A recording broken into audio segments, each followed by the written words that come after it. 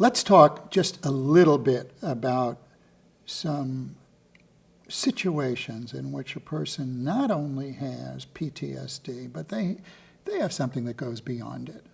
It could be that they were raised by a traumatizing parent and they were traumatized multiple times and they couldn't escape. It could be that they were held in captivity and they were tortured and it went on for a long time. When we defined PTSD, we weren't thinking of these situations. We were thinking of the individual who was traumatized and then they're safe. But the trauma stays with them, even though they're safe. And we weren't thinking about people who are traumatized at formative stages of life. So the traumatic circumstance, their home, their family, their mother, their father, are part of stunting their emotional growth. We weren't thinking of that. That wasn't meant to be part of the definition.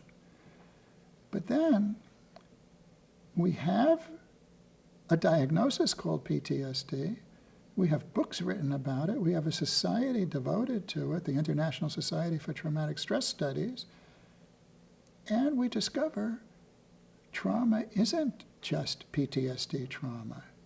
Trauma includes being a refugee, changing your whole country, sometimes changing your culture, sometimes having your family destroyed and your city destroyed. It's way more than was visualized as the definition and the condition of PTSD.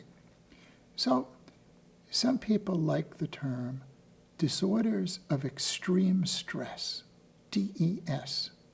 And because we don't have a place in the book where it's clearly defined, we add NOS, not otherwise stated. That's at the end of each chapter in the diagnostic manual, not otherwise stated. It gives a diagnostician a chance to consider things that feel like they should be in this chapter, but they aren't fully explained. That's DESNOS, disorder of extreme stress, not otherwise stated. You're held in the Hanoi Hilton, like Senator McCain was, and you're tortured. That's more than PTSD. What does it do to you? That could qualify as disorder of extreme stress, not otherwise stated.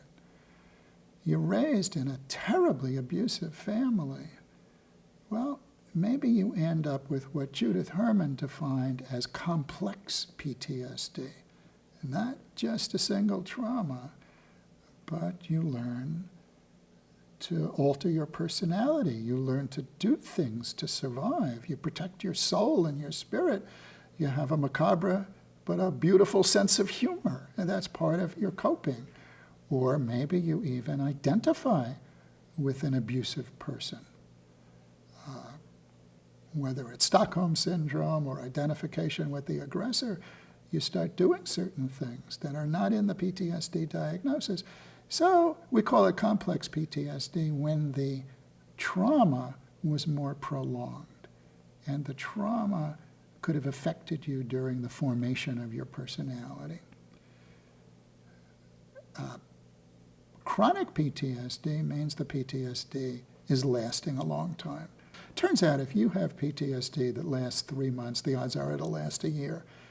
And then if it lasts a year, the odds are it'll last another year or another year beyond that.